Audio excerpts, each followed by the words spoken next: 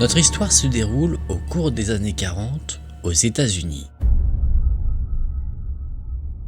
C'était une période de bouleversement considérable, marquée par la Seconde Guerre mondiale, des changements sociaux majeurs et le début de l'ère de la guerre froide.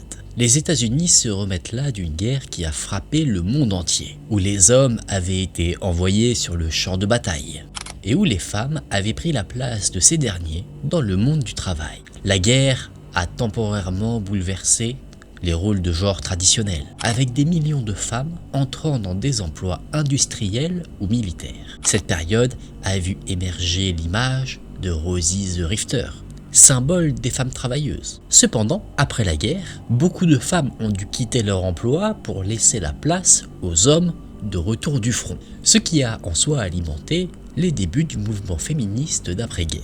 Une guerre qui a aussi entraîné un phénomène de migration massive à travers le pays, avec des millions d'Américains qui se sont déplacés à l'ouest ou au nord pour travailler dans les usines de guerre. Cette urbanisation rapide a eu un impact, notamment sur la démographie du pays, contribuant à développer les banlieues, mais aussi les grandes villes américaines.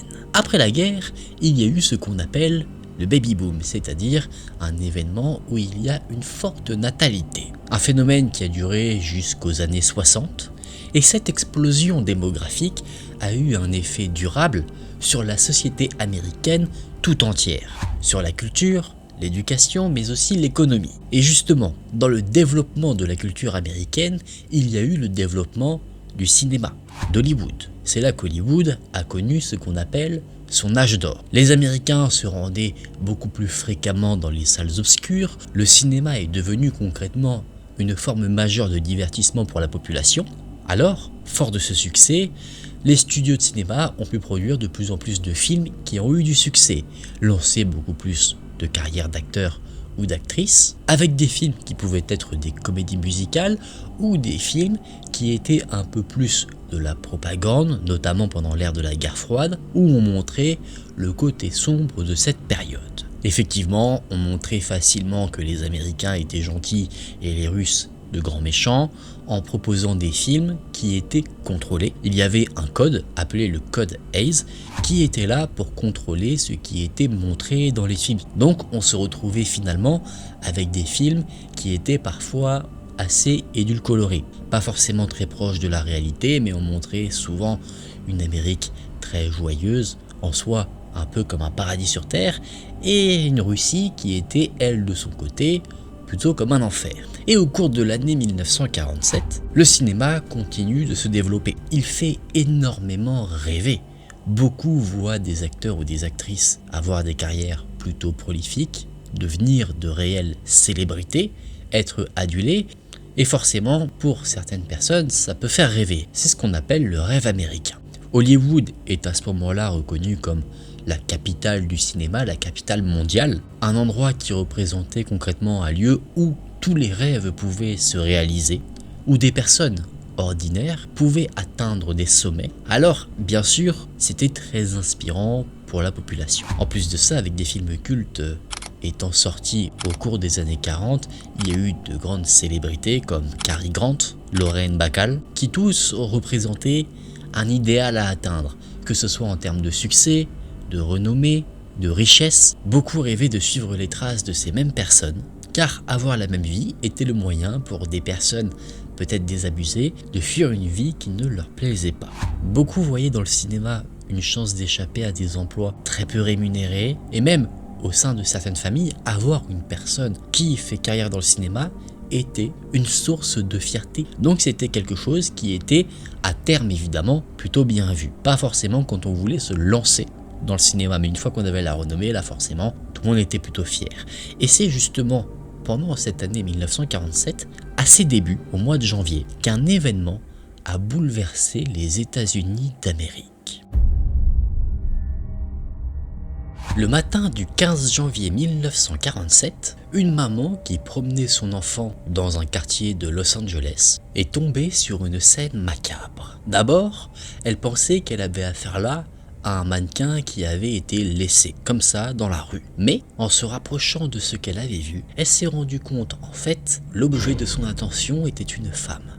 sans vie, complètement nu et taillé en deux au niveau de la taille. Ce corps se trouvait à quelques mètres du trottoir. Immédiatement, la dame, celle qui a fait cette horrible découverte, a appelé la police. Les premiers constats sont formels. Le corps a été complètement vidé de son sang. La victime avait des traces sur les poignets et sur les cuisses, ce qui laissait penser qu'elle avait été attachée un long moment avant de perdre la vie. De plus, autre détail sanglant concernant cette découverte, la victime avait une large entaille sur la bouche, lui faisant ce qu'on appelle le sourire de Glasgow, ou alors le sourire de l'ange. C'est un type d'entaille qui crée un large sourire sur la bouche de notre victime, un sourire allant de la bouche jusqu'aux oreilles. Les enquêteurs spéculent sur le fait, sachant qu'il n'y avait aucune trace de sang sur place, que la victime a perdu la vie à un autre endroit et qu'elle a été par la suite transportée là où elle a été découverte. Néanmoins, il n'y a aucun doute sur une chose. L'acte qui a ôté la vie à la jeune femme est bel et bien un acte criminel. L'enquête qui a suivi a été menée par le département de police de Los Angeles et n'arrivant pas à identifier le corps de la victime, le FBI a été mandaté. En 56 minutes après avoir reçu les empreintes digitales de la femme dont on ignore tout, le FBI arrive finalement à identifier la personne qui a été retrouvée. Cette personne était une jeune femme de 22 ans, nommée Elizabeth Short. Une jeune femme qui avait pour ambition de devenir une actrice et qui a été rapidement surnommée par la presse le Dahlia Noir. Un nom qui a été donné à cette jeune victime car un film est sorti à peu près à la même période appelé le Dahlia Bleu, et Elizabeth Short était connue pour être quelqu'un qui adorait porter des vêtements plutôt sombres et transparents. Et la question que vous pouvez vous poser maintenant, c'est qui était cette fameuse Elizabeth Short ? Elizabeth Short était une femme née le 29 juillet 1924. Elle est née dans la ville de Boston et elle vivait avec ses sœurs, son père et sa mère. Son père était un entrepreneur spécialisé dans le milieu des mini-golf. Mais malheureusement, avec la crise de 1929, la très grande crise économique, le père d'Elizabeth Short a fait faillite. Et ne pouvant plus subvenir aux besoins de sa famille, il a pris une décision. Cette décision, c'était de faire croire à son décès. Alors, c'est la mère d'Elizabeth qui s'est chargée de son éducation dans la ville de Medford. Elizabeth grandit donc en Californie, en même temps que le monde du cinéma, lui, se développe. Et, en suivant le développement de ce milieu, un rêve se crée dans son esprit, celui de devenir une actrice renommée, à l'instar des personnes qui font succès dans ce milieu et qui la fascinent. Mais elle fait face à un dur retour à la réalité. Sa famille a du mal à joindre les deux bouts. Alors, rapidement, Elizabeth met un terme à ses études et commence à entrer dans la vie active afin d'encaisser quelques revenus. Elle devient serveuse dans la ville de Miami Beach et c'est en exerçant ce métier qu'elle fait la connaissance d'un homme, un officier de l'armée de l'air nommé Matthew Michael Gordon Jr. Elizabeth et cet homme tombent amoureux rapidement. Et si amoureux, l'officier promet à Elizabeth qu'à son retour du front, il l'épousera. Elizabeth attend donc l'homme qu'elle aime et en patientant et âgée de 18 ans, Elizabeth décide de se consacrer à son rêve, celui de devenir actrice. Elle part donc retrouver son père à Los Angeles qui a entre-temps donné signe de vie. Il avait pris contact avec la mère d'Elizabeth pour dire que finalement il n'était pas décédé, mais malheureusement le feu ne prend pas. Elizabeth n'arrive pas à décrocher de rôles qui vont faire décoller sa carrière et en plus de ça, elle a du mal à s'entendre avec son père. Alors elle décide encore une fois de partir. Elle ne se laisse pas abattre. Elle patiente, elle passe des castings pour faire décoller sa carrière et en attendant, elle travaille dans un magasin de l'armée. Mais en 1943, Elizabeth est arrêtée par la police. Arrêtée parce qu'elle était en possession d'alcool et elle était mineure.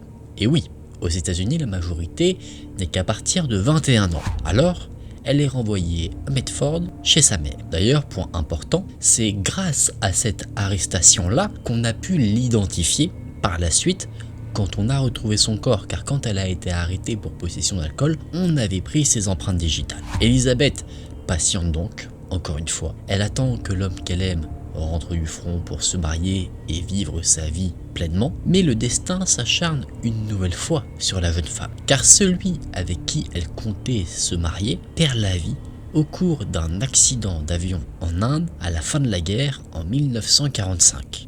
C'est 2 ans plus tard, le 9 janvier 1947, qu'Elizabeth se rend de nouveau à Hollywood afin de lancer sa carrière d'actrice. Mais c'est à partir de cette date qu'on a perdu sa trace. Elizabeth Short ne pensait probablement pas que ce qui allait la rendre célèbre, c'était sa mort.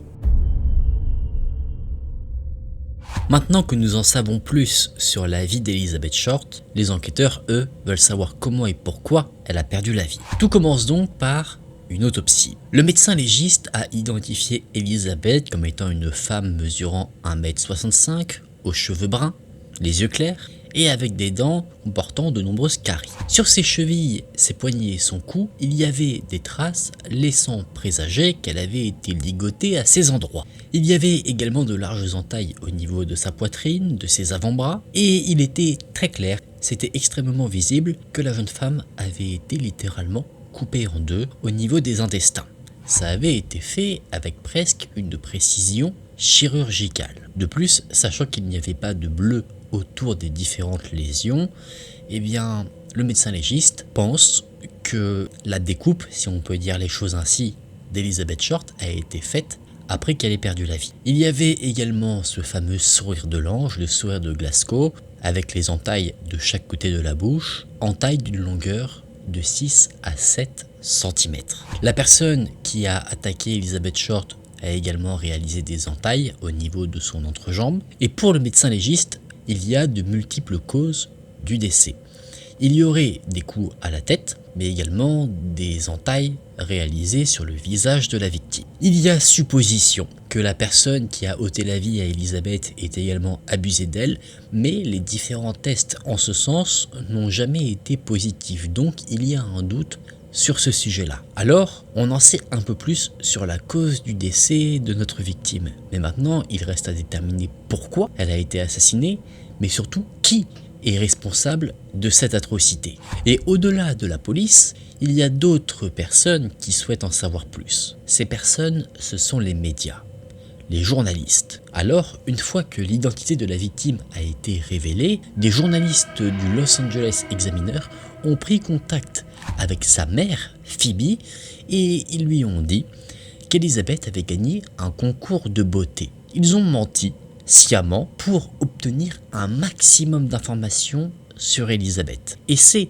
une fois qu'ils avaient obtenu ce qu'ils voulaient que là les journalistes ont finalement révélé à la mère, Phoebe, qu'Elizabeth avait perdu la vie. Les journalistes ont proposé à Phoebe de lui payer son billet d'avion, son logement, le temps dont elle avait besoin à Los Angeles pour aider l'enquête policière, mais encore une fois, c'était un mensonge, car les journalistes du Los Angeles Examiner ont tout fait pour garder à l'écart Phoebe, la mère d'Elizabeth, de l'enquête, afin d'avoir pour eux l'ensemble des informations qui pourraient être intéressantes, avoir le moindre scoop, et donc en faisant cela, les journalistes ont bloqué l'enquête. De plus, déjà qu'il y avait là une affaire qui suscitait énormément l'intérêt du public, les journalistes ont toujours alimenté l'histoire de la mort d'Elizabeth Short avec souvent des mensonges. Ils ont par exemple parlé de la tenue qu'elle portait avant de perdre la vie, disant qu'elle portait une robe noire très moulante, qu'elle jouait à l'aventurière sur Hollywood Boulevard, qu'elle cherchait à séduire un peu qu'il voulait bien, alors que c'était complètement faux. On a même fait passer Elizabeth Short pour une prostituée, alors qu'elle n'en était rien. Mais au-delà de cette mascarade des journalistes, la police, elle, tient à faire son enquête dans les règles de l'art. Elle tient à retrouver le coupable et pas à se faire de l'argent sur un acte aussi horrible. Et c'est le 21 janvier 1947 que quelqu'un a téléphoné non pas à la police, mais au journal, le Los Angeles Examiner, le fameux journal qui n'arrêtait pas de parler d'Elizabeth Short. La personne qui a appelé s'est présentée comme étant le meurtrier. Et cet individu, identifié comme un homme, a dit qu'il comptait se rendre un jour, mais pas tout de suite. Il voulait laisser le temps à la police de le poursuivre un petit peu avant de se rendre. Cet homme mystérieux a conclu son appel en disant qu'il allait envoyer des effets personnels appartenant à Elizabeth Short au journal pour prouver qu'il était bel et bien en lien avec le fameux crime. Quelques jours plus tard, le 24 janvier, une lettre a été envoyée au même journal. Dans cette lettre, il y avait un message qui avait été formulé avec des mots pris dans différentes coupures de journaux. La lettre disait « Voici les affaires du Dahlia ». Dahlia en référence à Elizabeth Short, car comme je vous l'ai dit plus tôt, on l'a renommé le Dahlia noir. Et effectivement, dans l'enveloppe, il y avait le certificat de naissance d'Elizabeth Short. Il y avait des cartes de visite, des photos, des noms écrits sur un morceau de papier et un carnet d'adresses avec un nom noté en relief sur la couverture, Mark Hansen. Tout avait été soigneusement nettoyé à l'essence, donc il était impossible de récolter la moindre empreinte digitale. D'ailleurs, la police a soupçonné que la personne à l'origine de l'envoi de cette fameuse lettre était en lien avec la mort d'Elizabeth Short parce que le corps de la victime avait été lui aussi nettoyé à l'essence, faisant disparaître toute empreinte digitale de son agresseur. Autre élément assez particulier, le jour même où cette fameuse lettre a été reçue, des personnes ont dit avoir aperçu une chaussure noire et un sac à main dans une poubelle dans une rue de Los Angeles. Une rue qui se trouvait non loin de là où a été retrouvé le corps d'Elizabeth. Ces objets ont été également récupérés par la police, mais eux aussi avaient été nettoyés à l'essence. Alors, ils étaient en soi inutilisables. Donc, la police a une seule et unique piste à ce moment-là. Ce fameux Mark Hansen, la personne qui portait le nom qui était sur le fameux carnet d'adresse. Cet homme était un homme plutôt connu à Los Angeles. C'était quelqu'un de plutôt riche, qui était propriétaire de plusieurs boîtes de nuit et même de théâtre. Et effectivement, cet individu connaissait Elizabeth Short. La victime avait même déjà séjourné chez lui avec des amis. Une des amies d'Elizabeth Short et colocataire a fait une révélation assez intéressante pour la police. Cette révélation, c'est qu'Elizabeth aurait refusé des avances de ce fameux Mark Hansen. Alors, on pourrait avoir là le mobile de la mort d'Elizabeth. Le pourquoi, mais l'homme avait un alibi formel qui a été vérifié, donc il a été éloigné de la liste des suspects. On pensait avoir là quelqu'un de tout désigné, mais il se trouve qu'en fait, il n'avait rien à voir avec cette affaire sordide. La police continue donc son enquête et c'est 150 individus qui sont interrogés. Et pas un n'est suspecté plus que ça d'avoir commis l'irréparable vis-à-vis d'Elizabeth Short. On creuse, mais on ne trouve rien. Alors, à situation extrême, mesure extrême. On propose une récompense. 10 000 $ pour toute personne qui pourrait mener la police vers l'arrestation du responsable du crime qui a touché Elizabeth. Et avec cette récompense, bon nombre de personnes se présentent avec des aveux. Et tous ces aveux étaient des faux aveux. Tous ceux qui se sont présentés ne se sont présentés que simplement parce qu'attirés par cette fameuse récompense. La police a énormément de mal à avancer entre les entraves journalistiques plus les entraves du public avec ces fameux faux aveux. Et le 26 janvier, le fameux journal qui recevait des lettres en reçoit une nouvelle. Et cette fois-ci, on pense que cette nouvelle lettre peut tout changer. Car dans celle-ci, on semble encore avoir affaire au meurtrier d'Elizabeth et il dit qu'il en a assez et qu'il compte se rendre. Il donne donc un rendez-vous. Il dit qu'il se rendra le mercredi 29 janvier à 10 h. Il y avait sur la lettre également un point de rendez-vous. La police s'y est rendue et comme vous pouvez vous en douter, le tueur présumé ne s'est jamais présenté. Mais le jour même, le 29 à 13 h, le journal Los Angeles Examiner a reçu une nouvelle lettre qui cette fois-ci disait le contraire.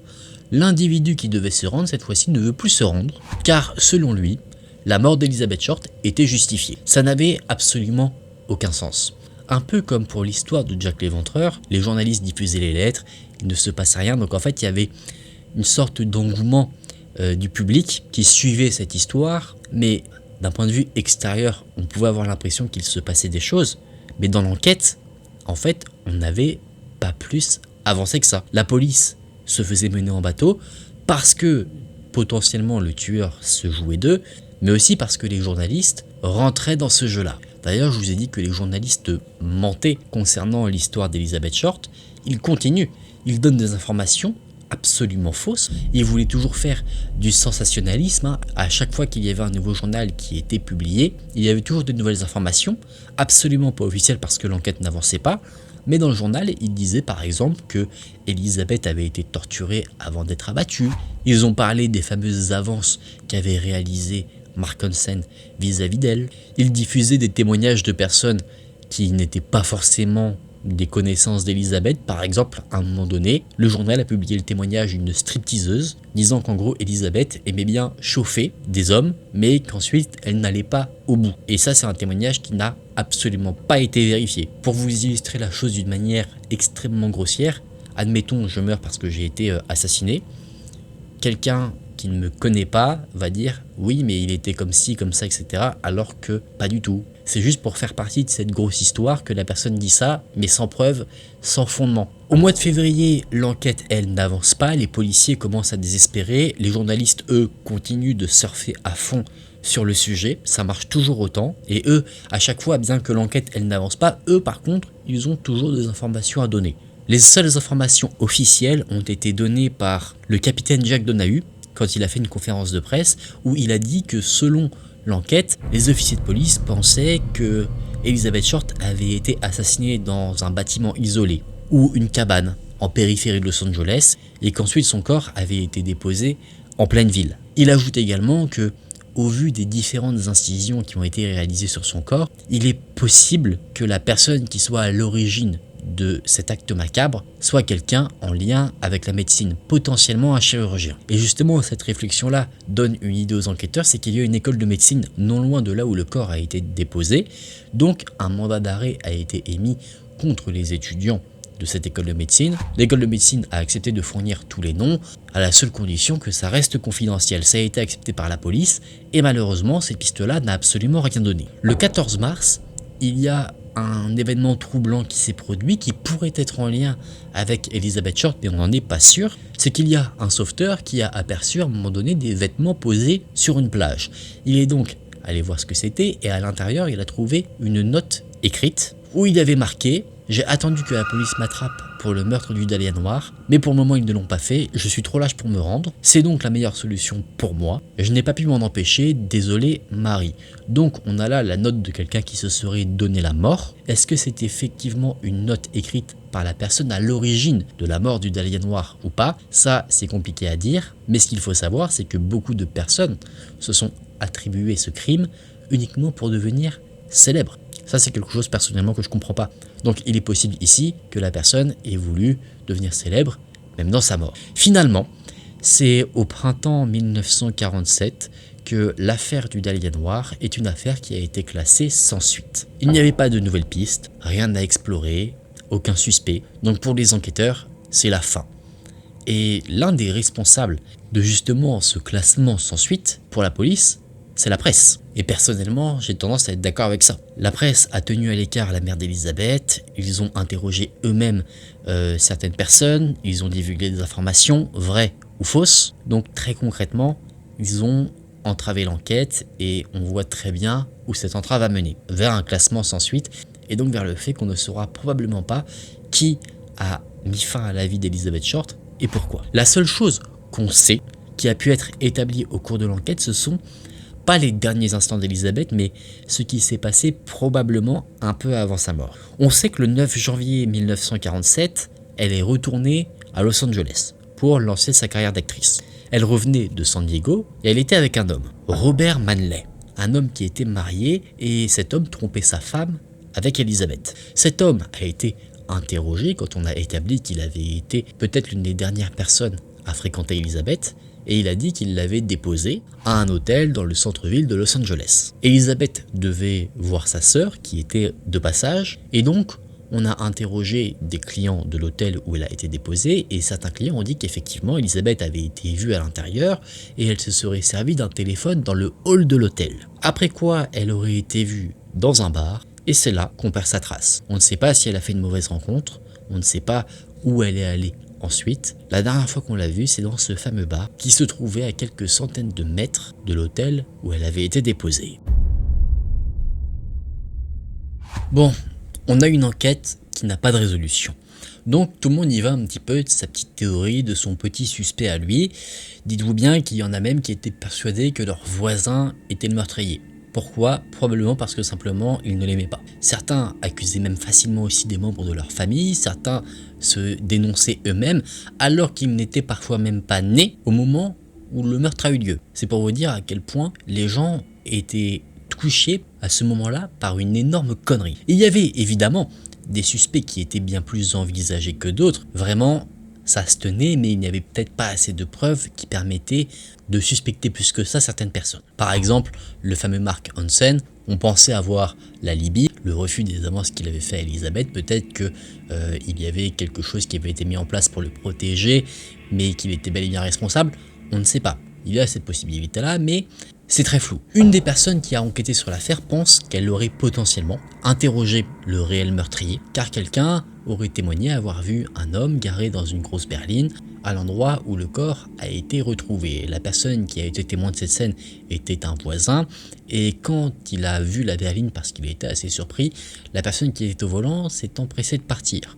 Sauf que le conducteur de la berline a été retrouvé, interrogé, mais il avait un alibi. Certains ont écrit des livres disant par exemple mon père était le meurtrier du Dahlia noir. Et il y a un homme qui a attiré l'attention, George Odell, après son décès, car son fils l'a accusé, post-mortem, d'être le responsable du crime. D'ailleurs, il l'accuse notamment d'avoir commis d'autres crimes avant celui d'Elizabeth Short. Il avait été soupçonné à l'époque du meurtre de sa propre secrétaire. Il n'a jamais été inculpé pour quoi que ce soit, on n'a jamais pu le prouver, mais il était soupçonné. Également, il a été accusé d'avoir abusé intimement de sa propre fille. Finalement, il a été innocenté par rapport à cela, mais ce fameux George Odell a eu un comportement assez étrange. Plusieurs fois, il a quitté le pays comme s'il avait en quelque sorte peur de quelque chose. De plus, cet homme avait reçu une formation qui fait lien avec la mort d'Elizabeth Short, c'est qu'il avait reçu une formation de chirurgien. On a placé, quand il était encore en vie, son domicile sur écoute, et alors qu'on écoutait ce qu'il se tramait à son domicile, il aurait eu une conversation avec quelqu'un qu'on n'a pas identifié, où il dit « Supposons que j'ai tué le Dahlia noir, ils ne peuvent pas le prouver maintenant. Ils ne peuvent pas parler à ma secrétaire parce qu'elle est morte, ils pensaient qu'il y avait quelque chose de louche, mais quoi qu'il en soit, maintenant, ils ont peut-être compris. Je l'ai tué, peut-être que j'ai aussi tué ma secrétaire. Mais ça n'a pas suffi à démontrer le fait qu'il était responsable de la mort d'Elizabeth Short. Une autre personne, des années plus tard, en 1991, Janice Knowlton, a dit qu'elle avait vu son propre père, George, battre Elizabeth avec un marteau. Elle, au moment des faits, aurait été âgée de 10 ans et elle a raconté tous ses souvenirs dans un livre intitulé « Mon père est le tueur du Dahlia noir ». Dans ce livre, elle raconte également comment son père a abusé de la victime, mais sa propre sœur a dit que tout ce qui était raconté n'était qu'à jeter à la poubelle. En gros, ce que la sœur de Janice dit, c'est qu'elle croyait dur comme fer à ce qu'elle racontait, mais que ce n'était pas la réalité. Et elle est quelqu'un qu'on peut croire, car elle a vécu avec son père, tout comme Janice a vécu avec lui. De plus, les déclarations réalisées par Janice n'étaient pas cohérentes avec ce qui avait été trouvé pendant l'enquête par la police. Nouvelle théorie qu'il y a eu, c'est qu'Elizabeth Short aurait été assassinée parce qu'elle en savait trop concernant une conspiration concernant un vol d'hôtel. Conspiration qui impliquerait Mark Hansen, donc un nom qui est déjà sorti dans l'affaire, un policier prétendument corrompu, du nom de Finis Brown, et d'un certain Jeff Connors. Cette théorie se base sur le fait qu'une chambre d'hôtel a été retrouvée complètement couverte de sang et de matière fécale le jour où Elizabeth Short a été retrouvée elle aussi. Vous l'avez compris, on attribue à ce crime des histoires plus ou moins extraordinaires, des histoires de complot, ou alors des histoires moins fantastiques entre guillemets, où on dit que ce serait simplement l'œuvre d'un criminel minable complètement alcoolisé. Et en plus de ça, bien que chacun y va de son petit suspect, parfois on fait aussi même des liens entre ce crime-là et d'autres crimes. On pense par exemple, et je dis bien on pense, que le crime du Dahlia noir est peut-être en lien avec ce qu'on appelle les meurtres au rouge à lèvres qui ont eu lieu, eux, à Chicago. Il y avait des similitudes concernant les lettres qui avaient été écrites et d'autres éléments concernant les fameux meurtres au rouge à lèvres, mais ces meurtres-là, ce sera pour une autre vidéo. Autre chose, entre 1943 et 1949, il y a eu énormément de meurtres non résolus dans la ville de Los Angeles. Des meurtres qui parfois se ressemblaient, donc on a pensé qu'il y aurait peut-être un tueur en série qui serait en train de rôder. Alors, une enquête a été menée en ce sens, mais encore une fois, une enquête qui n'a absolument rien donné. Je vais pas vous faire toutes les théories possibles parce que il y en a énormément. On fait des liens avec énormément d'autres crimes, des liens qui n'ont pas été prouvés, ce ne sont que des théories, des personnes qui spéculent sur des livres en faisant des liens parfois intéressants, mais rien n'a été réellement prouvé. Il n'y a pas eu d'aveu et évidemment, sachant que c'est une affaire classée sans suite et dont finalement on a très peu d'informations, eh bien forcément que l'imaginaire peut prendre une place beaucoup plus dominante. À la fin de cette histoire, Elizabeth Short a été enterrée à Auckland, sa mère a déménagé dans la même ville afin de pouvoir se rendre régulièrement sur la tombe de sa fille et chérir sa mémoire, et c'est à l'âge de 90 ans que Phoebe s'est éteinte, sans savoir qui était responsable de la fin prématurée d'Elizabeth. La mort de cette actrice en devenir a permis un changement, celui d'enregistrer les délinquants sexuels. L'État de Californie est devenu le premier État aux États-Unis à mettre en place cette pratique, et aujourd'hui, bien que ce crime ait eu lieu il y a de ça de nombreuses décennies, est toujours considéré comme un des crimes les plus brutaux des États-Unis, mais aussi des plus mystérieux. Il y a eu énormément de livres, de films, de documentaires qui parlent de ce crime-là. Je sais, et c'est comme ça que personnellement j'en ai entendu parler, qu'il a été également illustré dans certains jeux vidéo, parce que c'est un crime qui fascine, et personnellement j'ai tendance à douter du fait qu'on saura un jour quelle est la vérité derrière cette sordide histoire. Je pense que l'état de cold case, qui est l'état actuel de ce crime-là, sera l'état dans lequel il restera. On en a fini pour cette vidéo, j'espère que ça vous a intéressé. Ce que je retiens personnellement de cette histoire, c'est l'implication des journalistes dans l'enquête qui a clairement obstrué le travail des policiers. Évidemment, il est difficile de dire si les journalistes n'avaient pas joué leur jeu, si la police aurait pu retrouver le coupable ou pas. Évidemment, avec des si, on peut refaire le monde. Mais ce que je trouve aussi très fou dans cette histoire, c'est de voir comment les gens qui étaient fascinés par ce meurtre atroce voulaient s'inclure dans l'histoire en se dénonçant eux-mêmes ou en dénonçant des personnes qui n'avaient rien fait. Je comprends pas le sens de faire ce genre de choses, ça empêche de rendre justice à la victime, donc n'hésitez pas vous à me dire en commentaire si vous voyez des raisons qui pourraient pas justifier mais qui pourraient faire comprendre pourquoi les personnes font ce genre de choses, parce que moi j'en vois vraiment aucune. En tout cas, j'espère que cette vidéo vous a intéressé, j'ai fait de mon mieux pour vous donner le maximum d'informations. J'ai évidemment fait exprès d'éluder les parties que je ne trouvais pas forcément intéressantes, qui n'apportaient rien en soi. Je voyais pas par exemple l'intérêt de parcourir la liste de tous les suspects possibles, de dire par exemple qu'une personne avait vu quelqu'un un peu louche rôder dans la zone et que finalement en fait on n'a pas plus d'informations. Je trouvais pas ça forcément très pertinent. Si vous avez des informations à ajouter, évidemment l'espace commentaire est fait pour ça, je lirai vos retours avec plaisir. Si cette vidéo vous a intéressé, je vous invite à laisser un j'aime et à vous abonner à la chaîne.